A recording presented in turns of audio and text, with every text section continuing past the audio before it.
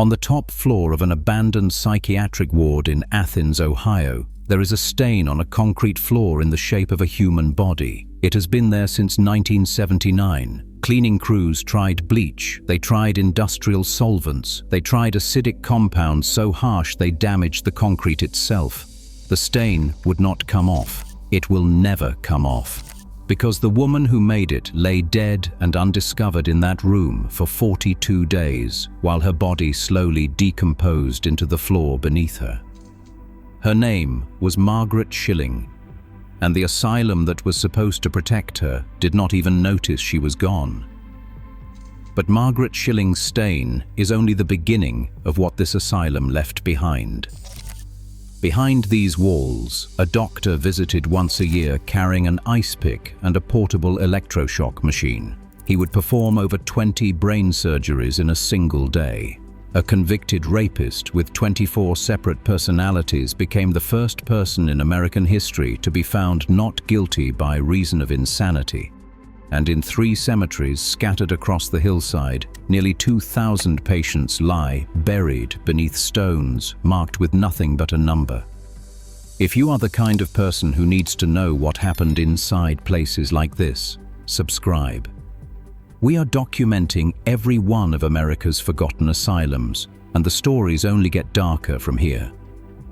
To understand how a place designed to heal could lose a patient inside its own walls, you have to go back to when this building was raised from the earth itself.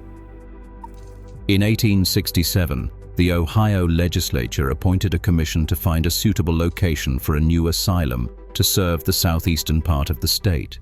They chose a hilltop overlooking the Hocking River in Athens, a quiet college town tucked into the Appalachian foothills. The architect was Levi Scofield, the same man who would later design the Ohio State Reformatory. The grounds were laid out by Herman Haerlin, a student of Frederick Law Olmsted, the landscape architect behind Central Park in New York City. This was not going to be some grim warehouse for the unwanted. This was going to be a model of compassionate care. The design followed the principles of Dr. Thomas Story Kirkbride, a Philadelphia physician who believed that architecture itself could cure mental illness. Kirkbride's philosophy was simple: give patients sunlight, fresh air, open space, and meaningful work. The building was arranged in a bat-wing floor plan, stretching 853 feet long and 60 feet wide. The least disturbed patients were housed near the center, where they could socialize and move freely. The most severe cases were placed at the far ends of each wing, away from the exits. The campus would eventually grow to over 1,000 acres. There were orchards, greenhouses, a dairy farm, livestock pastures, gardens, even decorative lakes and waterfalls. Patients milked cows, tended crops, and mended shirts as part of their therapy. From the outside, it looked less like a hospital and more like a New England college campus. The Athens Lunatic Asylum officially opened on January 9, 1874, with 200 patients and genuine optimism that it could heal the broken minds of southeastern Ohio. But the building that was supposed to save people was already too big for its own promise. Kirkbride had recommended housing no more than 250 patients in a facility of this size. The Athens Asylum had room for 572. From the day it opened, it was designed to hold more people than one building should, and the population just kept growing. By the early 1900s, the patient count had swelled from 200 to nearly 2,000. That is more than 3 times the building's intended capacity. Wards built for 20 patients now held 60. Hallways became sleeping quarters. Patients shared beds in shifts. The staff was stretched so thin that entire wings went unsupervised for hours at a time. The beautiful grounds still existed, but inside the building, the vision of moral treatment had collapsed under the sheer weight of human bodies. And the people being sent here were not always who you would expect. The first patient admitted to Athens on that opening day in 1874 was a 14-year-old girl suffering from epilepsy. Her parents believed she was possessed by a demon. That was enough to lock her away. The asylum's own records from 1876 reveal what the state of Ohio considered grounds for commitment. For men, the single most common cause of what they called insanity was listed as masturbation. The second was alcohol. For women, the leading causes were listed as puerperal condition, which referred to complications from childbirth, change of life, which referred to menopause, and menstrual derangements. Think about that for a moment. A woman going through menopause in the 19th century in Ohio could be committed to a psychiatric institution against her will. Civil War veterans suffering from what we now recognize as post-traumatic stress disorder were housed alongside violent criminals. Children were locked in the same wards as adults. Rebellious teenagers were dropped off by frustrated parents who wanted them taught a lesson. Elderly relatives that families could no longer care for were simply abandoned at the front door. Homeless men used the asylum as temporary shelter during harsh Appalachian winters. The asylum was never just a hospital. It was a dumping ground for anyone that society did not know what to do with. But the treatments were even worse than the reasons for being there. Hydrotherapy involved wrapping patients in wet sheets for hours, or submerging them in baths of ice-cold water as a form of shock treatment. Electroshock therapy sent electrical currents through the brain to induce seizures. Restraints were used so frequently that some patients spent years strapped to beds or locked inside cages. Psychotropic drugs were administered in experimental doses with little understanding of their long-term effects. And then there were the lobotomies. During the 1950s, a man named Dr. Walter Freeman visited the Athens Asylum on an annual basis. Freeman was not a surgeon, he was a neurologist, but he had developed a procedure he believed could cure mental illness in a matter of minutes. He called it the transorbital lobotomy. The process involved taking a thin metal instrument shaped like an ice pick, inserting it through the patient's eye socket, and using a mallet to tap it through the thin bone at the top of the socket into the frontal lobe of the brain. Then he would sweep the instrument from side to side, severing the neural connections he believed were responsible for emotional disturbance. Freeman did not use a traditional operating room. He did not even require one. He carried a portable electroshock machine that he used to render patients unconscious, and he performed the procedure in offices, examination rooms, wherever there was a flat surface and enough light to see. He traveled from asylum to asylum across America in a van, carrying his instruments with him, demonstrating his technique to hospital staff who watched in fascination and horror. His own daughter once jokingly called him the Henry Ford of lobotomy. He loved the comparison. One former staff physician at Athens named Dr. Wolfhard Baumgartel later recalled watching Freeman operate during one of his visits. Baumgartel was a young doctor at the time, fresh from Germany and barely fluent in English. He described how patients were brought in one after another, like an assembly line. One would go out, the next would come in, have the procedure done, and then be wheeled away. There were no pauses, no consultations between cases. Baumgartel remembered that Freeman was relaxed, he was calm, he was extremely self-confident, he made it look easy. This was the same man who had lobotomized Rosemary Kennedy, the sister of President John F. Kennedy, leaving her permanently incapacitated at the age of 23. The procedure had been arranged by her father without telling the rest of the family. At Athens, Freeman performed over 200 lobotomies. On some visits, he completed more than 20 in a single day. Between 2 and 5% of his patients died from the procedure. Hospital officials publicly claimed that many of the surviving patients were cured and allowed to return home. But the reality was far grimmer. Many lobotomy patients lost their ability to function independently. They could not hold conversations. They could not control their emotions. They had to be retaught how to use the toilet.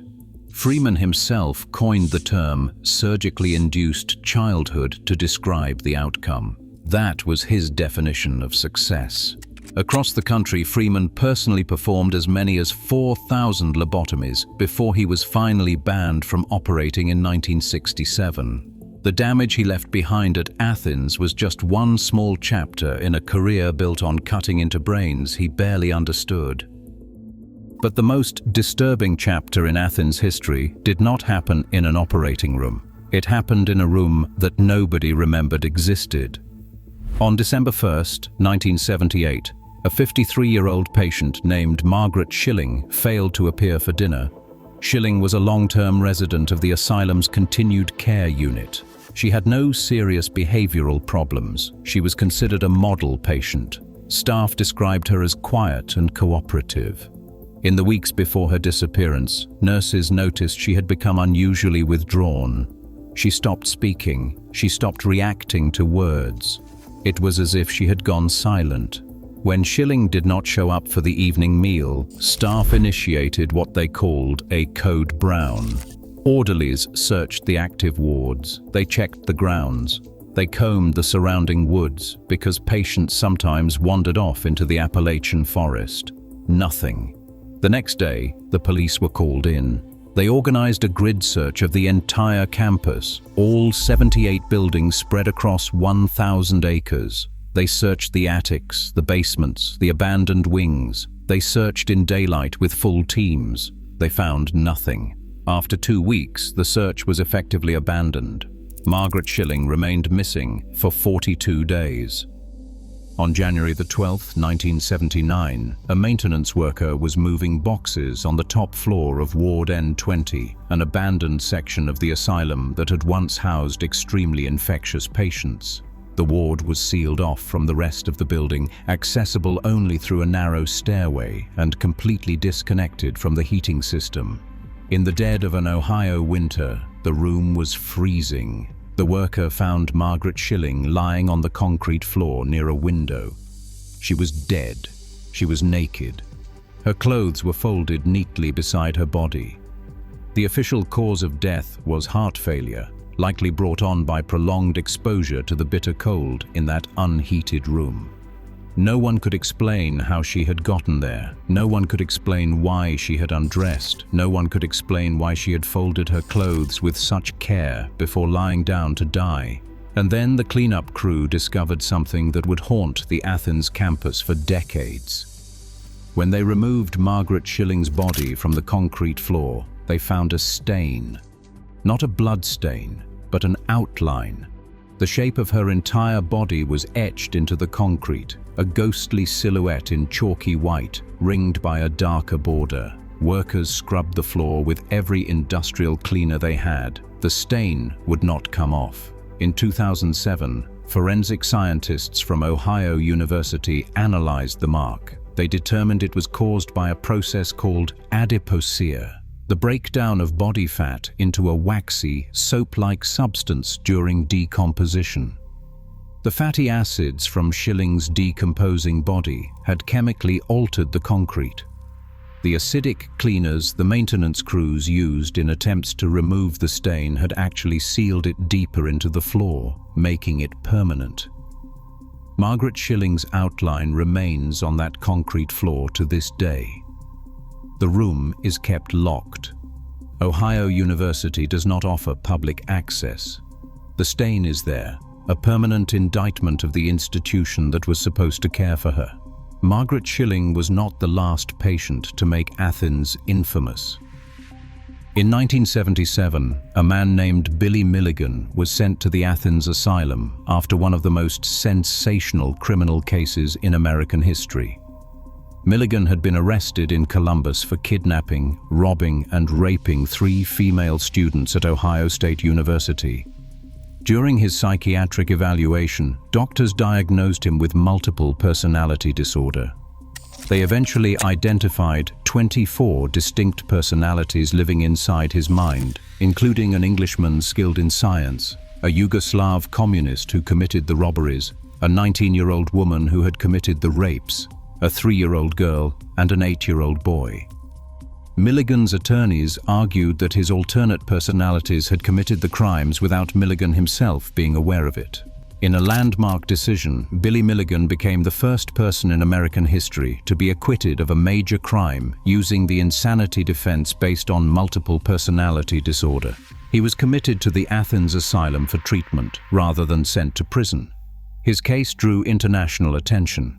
Daniel Keyes, the author of Flowers for Algernon and a creative writing professor at Ohio University, interviewed Milligan extensively during his time at Athens and wrote a best-selling book called The Minds of Billy Milligan. Decades later, Netflix produced a 4-part documentary series about his life. Milligan was eventually deemed no longer a danger to society and was released from the Ohio mental health system in 1988. He died of cancer in 2014. Milligan eventually left Athens alive. Most patients were not that fortunate. Scattered across the hillside surrounding the asylum are 3 cemeteries containing the remains of nearly 2,000 former patients. For most of the asylum's history, the dead were buried beneath small white stones carved with nothing but a number. No name, no date of birth, no indication of who they had been before this place swallowed them whole. The hospital kept a register connecting each number to a patient's identity, but record keeping was inconsistent. Only one register survives today, containing approximately 1,700 names out of the more than 2,000 burials. The records for the first 63 patients buried there have been lost entirely. Those people are truly gone. Numbers without names, buried on a hillside in southeastern Ohio, with no one left alive who remembers they existed. Men and women were numbered separately. The last patient burials occurred in 1972, ending with female number 847 and male number 1,117. Among the dead are over 80 Civil War veterans, men who survived the bloodiest conflict in American history only to die forgotten inside an asylum. In 2000, the Athens chapter of the National Alliance on Mental Illness began working to restore the cemeteries. Volunteers cleared overgrown brush. Researchers dug through surviving hospital records trying to match numbers to names. They erected memorial markers and began holding annual ceremonies to honor the dead.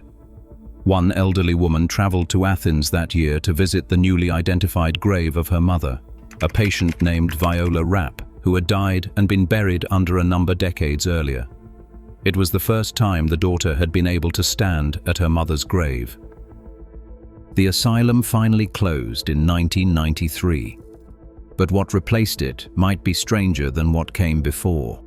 Ohio University acquired the property through a land swap with the State Department of Mental Health.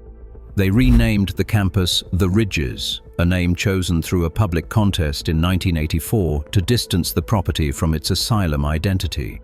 And then they began converting the buildings into something no one from the asylum era could have imagined. The Kennedy Museum of Art now occupies the main administration building of the former asylum. Students attend lectures in rooms where patients once slept 3 to a bed. Music departments rehearse in spaces where electroshock machines once hummed. Geology labs operate in wings where violent patients were once restrained behind metal doors. A dairy barn where patients once milked cows as part of their therapy has been converted into a non-profit arts center that hosts local cultural events. Every single building on the campus has been renovated and repurposed, except one. Cottage B, one of the original 7 cottages built to house tuberculosis patients, still stands abandoned. Its walls and ceiling are packed with asbestos. The asylum had housed tuberculosis patients in this cottage because administrators believed the hilltop elevation would provide fresh air beneficial to diseased lungs. The cruel irony is almost too perfect. A building designed to help people with damaged lungs was itself lined with a material that destroys them.